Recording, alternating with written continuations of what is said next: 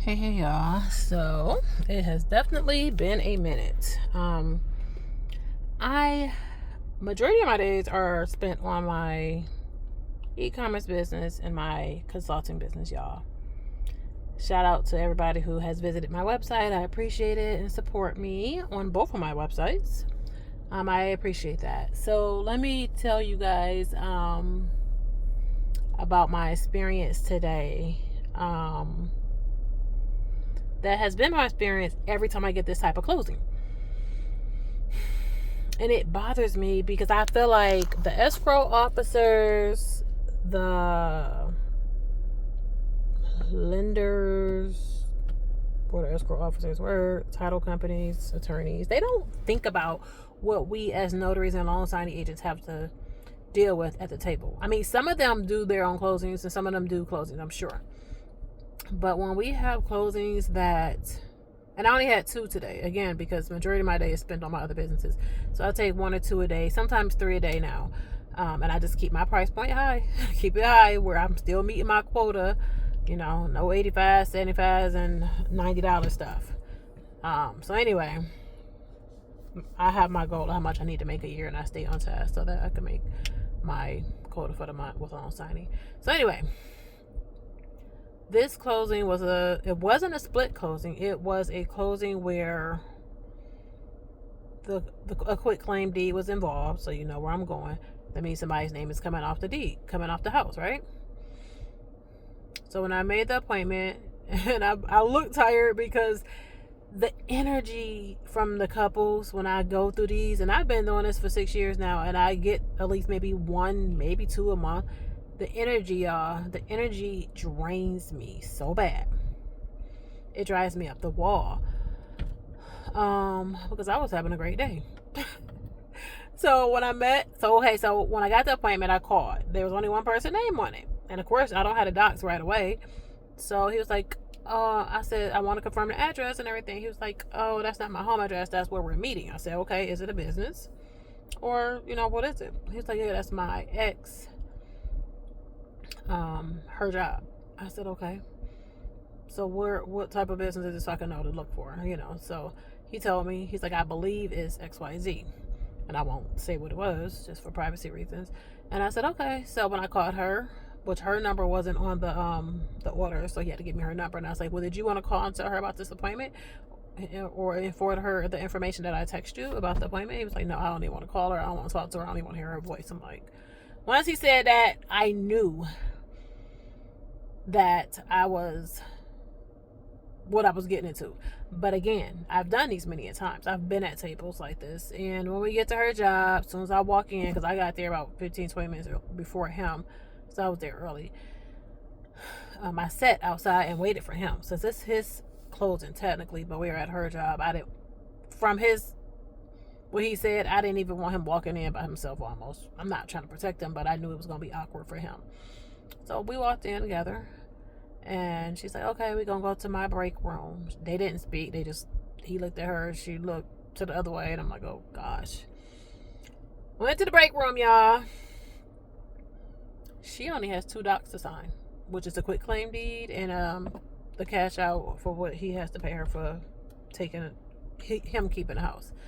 My point is that why don't they make this a separate closing, or pay us to go early to get those 2 signatures? And it was a VA loan, so you already know it's more paperwork.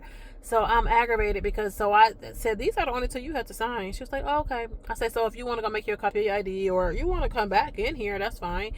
And she's like, oh, I can't leave y'all in here. It's just a freaking break room, but I get it. And if y'all knew where she worked at, you would be even more like, what are we about to do? So anyway, or what could we do? Nothing. So I get it, though. It's the principle. So that was fine. But I was trying to, I said it more, said something else, like, oh, did you want to? She was like, no, I just can't leave y'all in this room. I said, okay, that's fine. And in my mind, I'm thinking, okay, it's too hot outside, so I can't go do a car signing. Because I've done car signings, but I wasn't about to stand outside.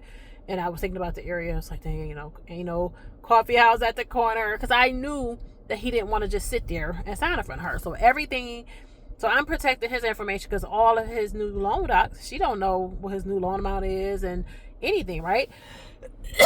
Excuse me.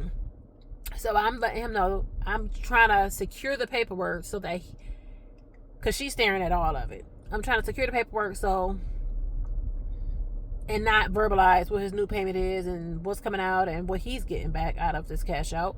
So I'm like, okay, this should match everything your loan officer told you or went over. And I'm holding the paper up so he can see it. And he's like, yeah, okay, he signed it. So just imagine that, y'all, in a VA paper. But the point is that when I have these closings where people are pretty much getting a divorce or separating and need to do, split the house and it's a cash out, I wish that they would just ask us to come early and let the person that only has 1 or 2 signatures sign and get it out the way, because the whole tension, it drives me up the wall. When it was time for her, to get, when I told her, since we're at your job, if you want to make a photocopy, if you can, of your ID, I could just put it back in the paperwork. And she was like, okay, I'll do that when we get done, because I don't want to leave y'all in this room. And if y'all would have seen this room, like, anyway. And she was like, oh, I can make his copy too. And he was like, no, I don't want you even touching my stuff. I'm like, oh my gosh. I was like, okay. And then when we walked out, when we finally got done, because it's a VA freaking loan, so it took longer than expected, or longer than a normal refinance. So when we got done, we went to the front desk. She made her copy. He stood next to me. He walked out with me. And I just explained, how it was, the next steps or whatever. We walked out and I was like, well, I was trying to be discreet with your numbers, yada, yada, yada. He was like, yes, I seen it and I greatly appreciate that. He was like, I'm sorry for all of that tension and all that, the unnecessary things that went on. However, and I was like, yeah, it's fine. I actually do these pretty often, but I wish that they would make these separate appointments. And the fact that we met at her job, but the paperwork was all of his paperwork except for the 2 dots. It was just like, get a second notary. So if you're an escrow officer working for title, can y'all consider that for these transactions where there's a couple divorcing pretty much and or separating, or if they're not married, somebody's coming off the deed and there's high tension? Like, talk to your clients and ask, do they even want to? Because they were both frustrated that they even had to be breathing the same air. Like, they were frustrated.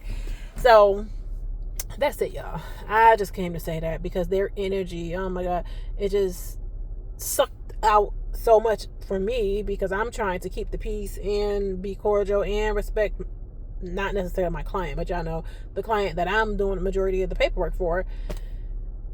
It was just a lot. And I've had these many a times, sitting at the tables, and it's like, oh my God, could a pen just drop or something?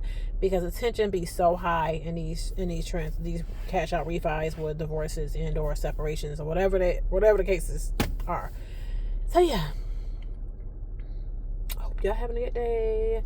I had a great weekend. I went back home to Detroit. Amazing time. I did a lot, and it is Wednesday, and I'm still tired, y'all. But I gotta keep it trucking. So y'all have a good one. I just wanted to share that. So for the loan officers that watch my page, for the title companies, for the escrow officers, please take that in consideration, because y'all not the one at the table. And it would have been much easier just to sign somewhere different. And I could have just, had I known it was just those 2. Now I do know that, but there was nowhere else in that area, because I would have just went in there, because I waited 15 minutes. Remember, I could have just went in there and got her signatures, but it was still nowhere else for me and him to sign in that area. I mean, the gas station, but it was definitely too hot. And I've had clients literally sit in my passenger seat. I know it's probably not the safest, but because of various situations. And I once have I gotten to somebody's truck, and that's only because he was a fireman and we were at his job at the firehouse, and I've done firehouse closings, but for some reason he didn't invite me in. Maybe he didn't want his coworkers in, and it was too cold to go back and forth to the car. So he's like, you want to get in my car or I get in your car? I was like, I'll get in your car, I guess. But yeah. Anyway, the life of the notary loan signing agent, y'all. We be doing some stuff, don't we? But anyway, y'all have a good one. Ooh, almost 10 minutes long. All right, Facebook, give me some coins for that.